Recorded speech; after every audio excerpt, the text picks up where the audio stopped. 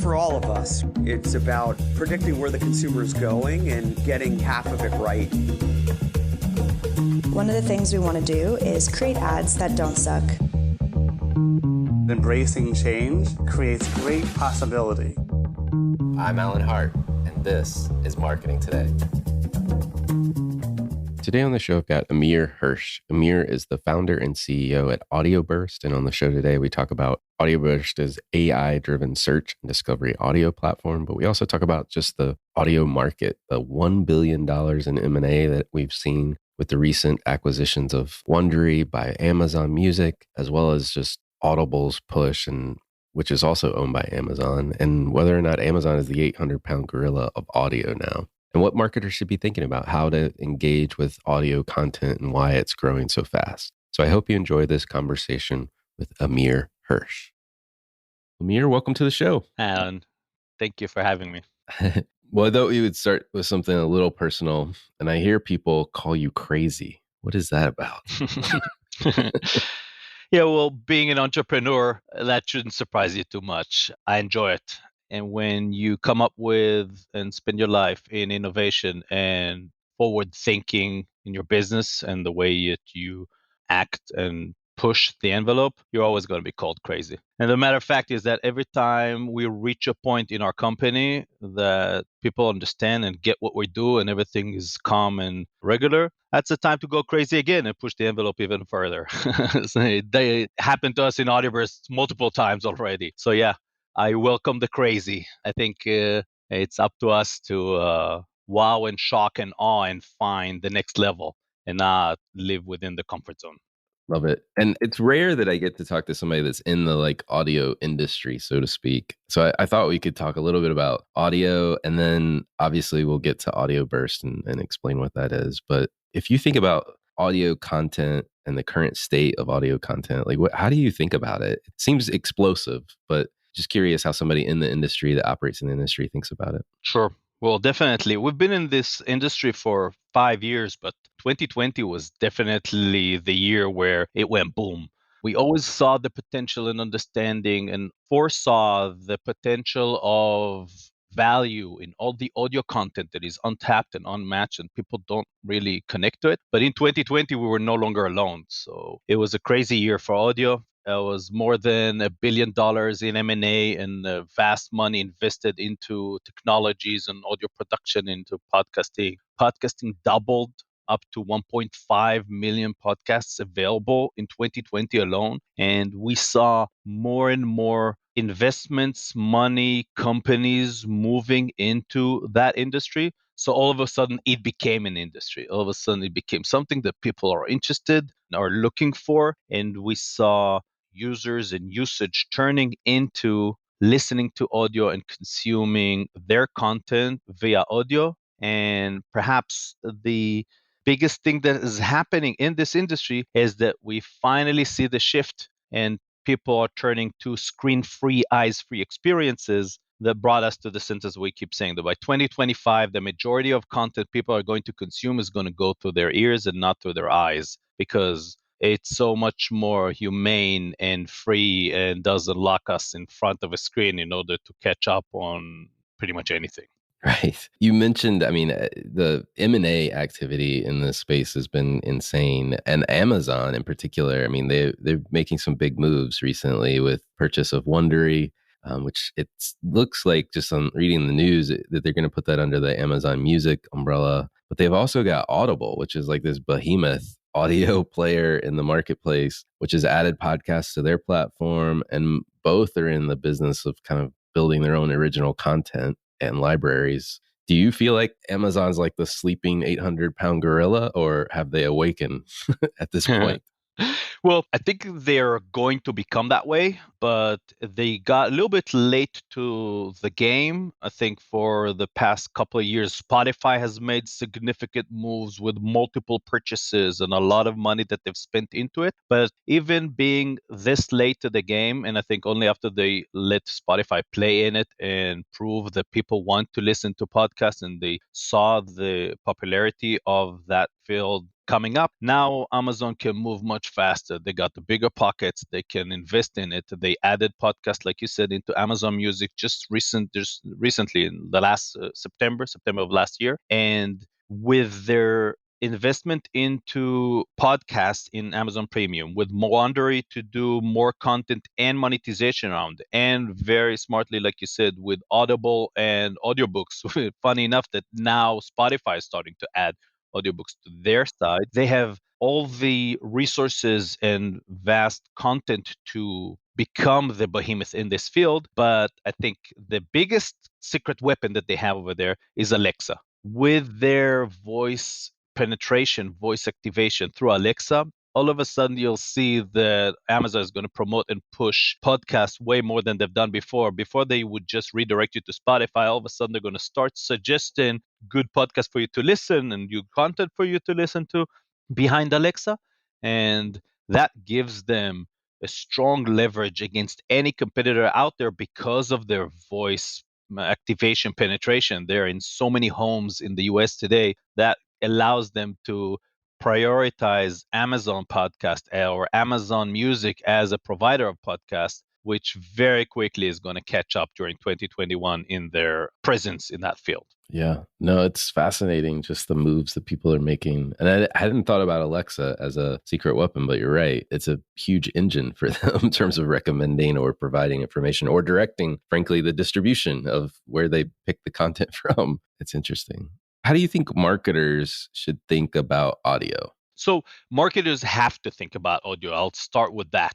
Okay. So, like I said, in the upcoming years, we'll see people switching and users and consumers and their potential customers moving to listening to audio content as it becomes more popular and more accessible pretty much everywhere. And a lot of the efforts, the marketing efforts that we're presently putting into the textual world and into the visual and video world has to be moved and shift into the audio dimension. There are two main reasons I would tell marketeers that they need to start investing their energy, their budgets, their creativity into the audio world, which will be first, we know audio works better. We know that audio is connecting to people much stronger. It creates brand affinity much stronger. Studies have shown that audio ads drive 24% higher recall on average than any display ads, and 28% more likely to be seen as informative than just to believing what they saw on display ads. So people are switching and connecting psychologically better into the talk and into the audio dimension of passing the brands and the marketeers' messages. So that's reason number one. Reason number two is because, like I said, with the switch to popularity, if you're not paying attention and placing your brand where people are spending their time in listening to content, your competitors are going to be there and you're missing half of the attention span and time of the users and leaving it deserted for others to be active in. You have to move into add audio dimension into your marketing campaign. Yeah, so true, so true. And it is amazing the metrics that you just cited off, the 24% increase in recall over traditional display, or 28% increase in I think, what did you say? Increase in conversion. in conversion. They think of it more as informative. They trust the person that they listen to, much like you and I are conversing right now. This is more of a conversation, and people, as they will be listening to us, will be open more to learn from it than if they're just bombarded with visuals against their eyes. Right, right. No, it makes sense. And it's I think at least in the podcast world, I think the integration of sponsor messages or brands into conversations is frankly a lot more natural than it is in the traditional advertising world. To your point, I mean, a lot of times it's a host that's reading the sponsor message, endorsing it because of their own experience with it, it's like an ad plus a third party endorsement all in one. Well, I mean, audio historically, it's becoming more and more accessible, but how can audio be more accessible? So when we started Audioburst, we analyzed how come we, as personal fans of podcasts and audio content and radio content as well, thought that there's always all the answers that you want and all the content exists out there. How come it doesn't pick up on the internet? How come it doesn't pick up on the new digital world and age the same as text and video did. And there were several challenges that we've analyzed and found, and that's what we've built Audioburst around in order to solve, is that audio in many aspects is not very easily discoverable. So you can't search audio, you can't skim audio, you can't share audio. A lot of the times the audio content was 1 hour long or 45-minute long of a podcast or a radio show. Not always very accessible. You can't search for it. You can't look for a specific clip or area that you'd like to listen instead of listening fully immersed into the whole show. And you couldn't share any of it. So what we've done in Audioburst is that we've built an AI engine that listens to that vast amount of audio content, have it be podcasts, radio, online videos that pretty much became a slide with the audio content behind it. And in essence, does three actions. One, it analyzed it and cut it into short clips. So we were able to take a long form show and cut it into the individual items, the conversations, the topics, the questions that happened within it, allowing users to get into a specific point and sample what they're looking for. The second is that we've indexed each clip like that we call burst. We've added as much metadata as possible. Transcriptions, keywords, entities, source time, mood analytics, number of speakers. There's plenty of dimensions that we've added to each clip like that. So we'll be able to find it afterwards when the user came. And then we've added that delivery mechanism, API layer, and then on top of it, SDK, an embeddable player for the web, and libraries for iOS and Android to allow the different products and the different places where users are today to add and embed audio layer to their products. The main essence and message that we wanted to do in Audioburst while making it accessible is making it extremely easy for products to add an audio layer and audio dimension to what they're offering to their clients and to their users. Instead of asking the users to come look for audio somewhere or to come download an app or look for it online, we said, no, I want the runners to be able to listen to their podcast within the running app. I want the websites to be able to add the audio interview of the person mentioned within the article in the article itself and available that way. We're working on integration with podcast search and audio playlists to be added to automotive, to OEMs and tier ones. So when we drive, I want your car to greet you. Good morning, Alan. Here's the latest traffic report, and here's what happened in the news. And oh, by the way, I know that you asked about the Tesla stock last night. I'm sorry, a couple of days ago. Here's a couple of analysts talking about it that I found over the night while you were sleeping. That kind of mechanism makes audio as easy and accessible to users wherever they are, whenever they are, just a touch away or a command away or a click away. And that's the mission that we've done in Audioburst. That's quite the future picture, frankly. It's happening today, Alan. I gotta tell you. Sorry to. Yeah, no, I know. It's amazing. I mean, I know you've been spending a ton of time building the tech and the metadata structures to make that possible. And you talked about a few of the potential customers or ecosystem that you operate in, like the news aggregators or even the automotive industry. Can you go a little deeper for me? Like, tell me a little bit more about like where Audioburst operates today, and like what are some additional use cases where you see your technology fitting in. Happy to. One, you remember we started this conversation with you calling me crazy, so I still need to convince you whether, we're futuristic or it's happening today. We were lucky enough or happy enough to have multiple great partners invest in our company and work with us hand in hand to build this futuristic thing.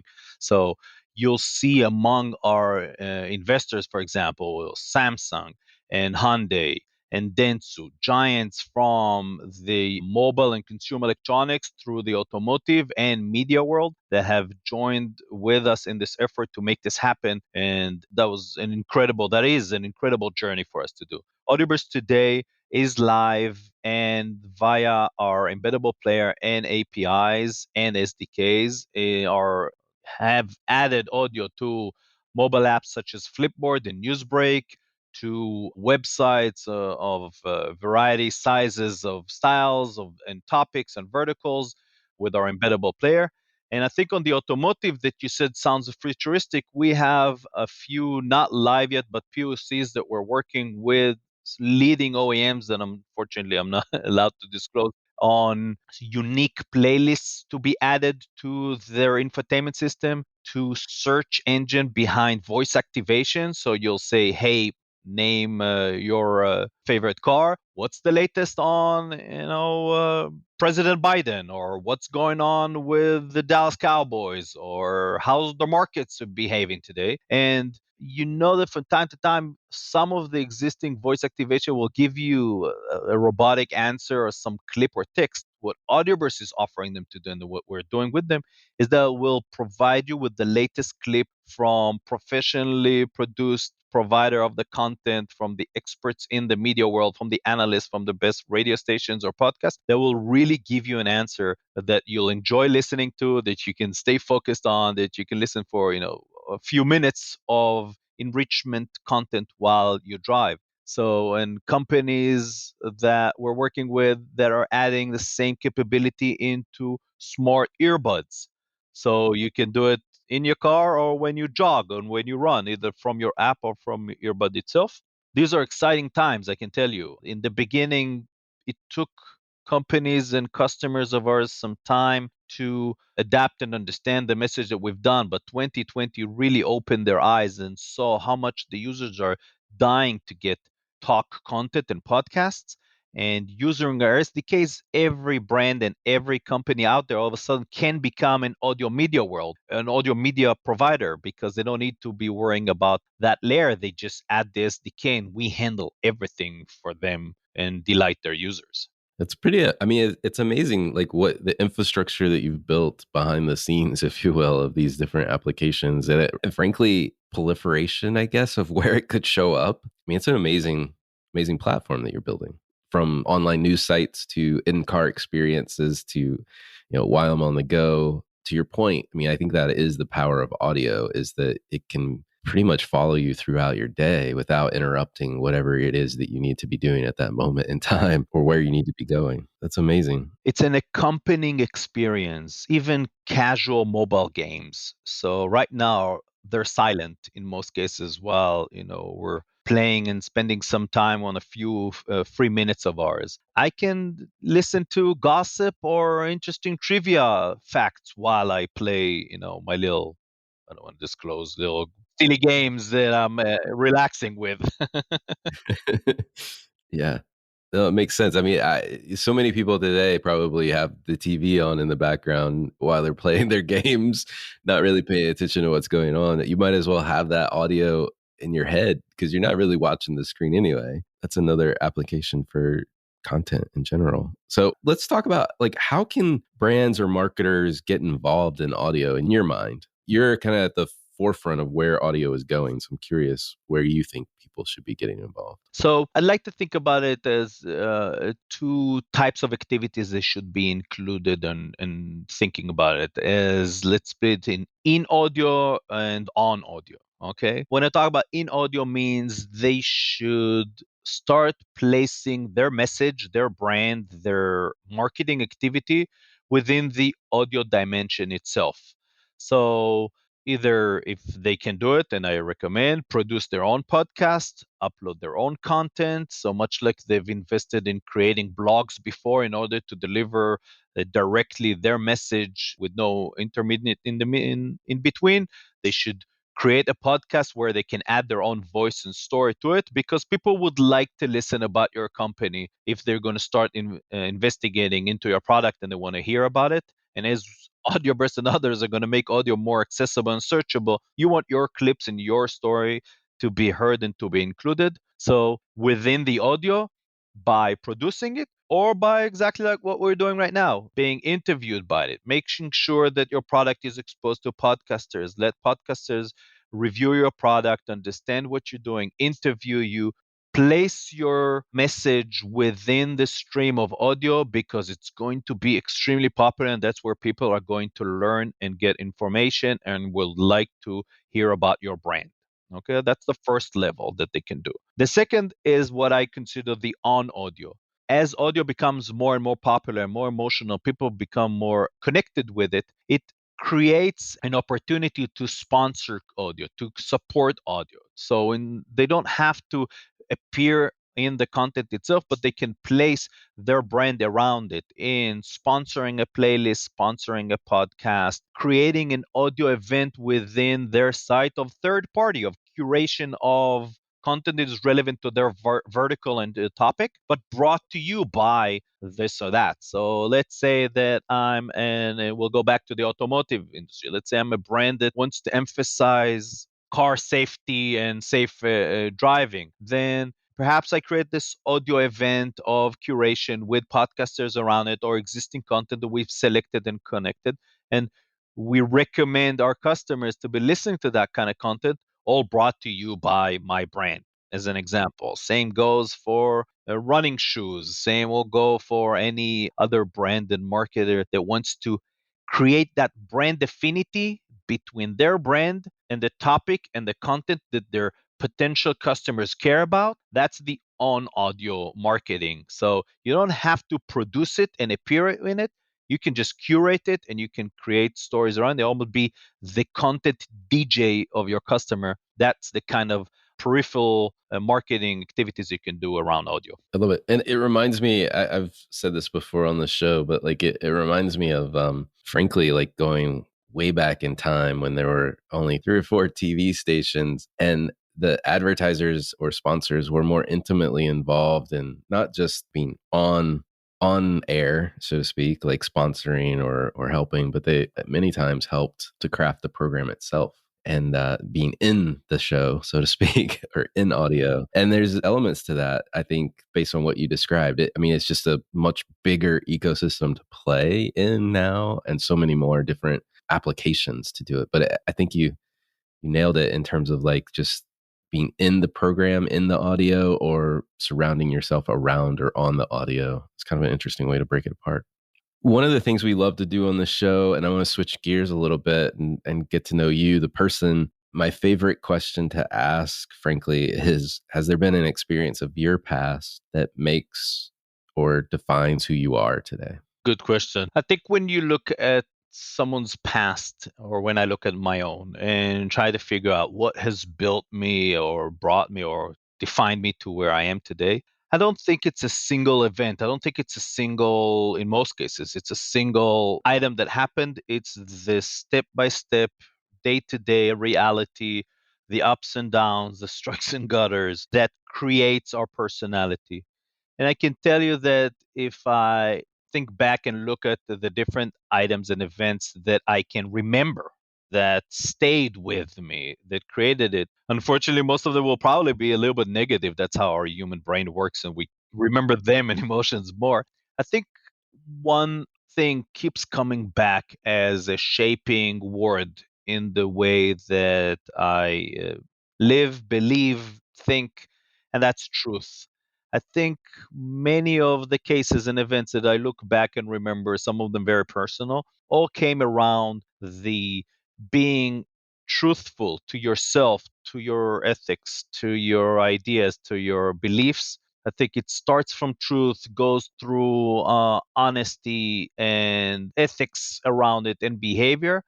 And I want to say, I would like to believe, obviously, no one's really can do it 100%, but I'd like to believe that what I'm doing every day, every minute, every hour of my life, I'm trying to be as truthful as possible to who I am, to what I think the surrounding and society should be, and be as honest as I can about what's my role in it and what can I do and what can't I do. So I'm sorry if I'll disappoint you on not finding one crisis that have shaped or turned my life around, but I think the more honest, correct answer would say that there have been struggles and there have been wins, and from all of that, I think I came more and more stronger in my beliefs that as long as you are true to yourself, you'll be a happier, more contributing person in life and in your characteristic. No, I think that's a great answer. I think that's a great answer. What advice would you give your younger self if you're starting all over again? Well, first I'll say that I'm still young. I'm still my younger self. Tell him again, going back to the truth, stay true to yourself and keep that minimal level of infantile in you. I think we should need to remember to be kids and to stay children, which I hope and believe that I do today. I think, like many people, most people will say, when I look at my younger self, I'd say, you know, go nuts, don't stop, go as hard as you can, as strong as you can, and just enjoy it, enjoy the ride. Life is a celebration. Remember that we're here for only once, so let's do it real. I like it. This next question is a little silly, but I like it because it helps me build my shopping list. Has there been an impactful purchase of $100 or less, say in the last 6 to 12 months, that you'd like to share? Well, you do remember the last 6 and 12 months of our lives is a pandemic. So, thinking of $100 that I've spent during that time, I'll probably go back to my little kid's birthday. Just celebrated 9 years this December, and he's been stuck at home for a while now. He has his hobby on the birthdays, or we keep talking about during the lockdown that when everything will be opened again, we'll go to his favorite restaurant. He has his kink on this fancy steakhouse. There's a specific dish that he loves over there that unfortunately is probably the priciest in the menu, but still that's his dream, and he keep talking about shutting down the stopping the lockdown so we can go back when the restaurants will open and eat over there. And it's been a while. So my purchase under $100 was in his birthday. I ordered prime cut of meat for his steak. I read the recipe and I tried to learn how to do it. And I ordered all sorts of special spices and juices and sauces. God knows how do they do their magic to make it so tasteful. And I did it myself at home and served it for him for dinner that night. It was far from being the same thing as the original, but it was so excited over the memory of the smell and the taste. And even if it's not the same thing, he recognized it immediately. I folded his eyes and he smelled it and he knew it at the moment I served the dish. That was probably a good less than $100 that was impactful during this COVID-19 pandemic that I was very happy and proud about. And what a great memory too for him and for you. That's amazing. I love that. Love that. Two last questions for you as we start to wrap up. Curious if there's brands or companies or causes that you follow or you think other people should be taking notice of. So, yes, I do follow, of course, and I'm very careful and interested in how our world is, I'd say, evolving and behaving and treating. There's plenty of social and political and global movements that I follow. I think my main message for the listeners, I don't want to put myself as someone that knows better than anyone else in that case. I think the main thing would be active, learn more, care about the others around you and the world that we live in. So follow your heart and follow your interests. I don't care what's your political angle, what's your social angle, as long as it's respectful to the others and important, but mainly live more than just the day to day. So I wouldn't want to give any specific names or directions, but I would recommend and ask all of us to think beyond the mundane needs that we have and to find a cause and support it and be active in it and contribute your opinion. If you can do more than that, please do. Just look for the horizon, look more than the day to day when you're active. No, it's a great sentiment, and I agree. And what better way to expand your horizon than to listen to audio? Right, exactly. So, You can listen to audio and look to the horizon instead of stare at the screen and be limited vision. save your eyes, enrich your ears. So, last question for you: what do you feel like is the largest opportunity or threat to marketers today? Well, I'm not going to surprise you in this last answer as we keep talking about audio. I think they need to understand and learn and go into audio.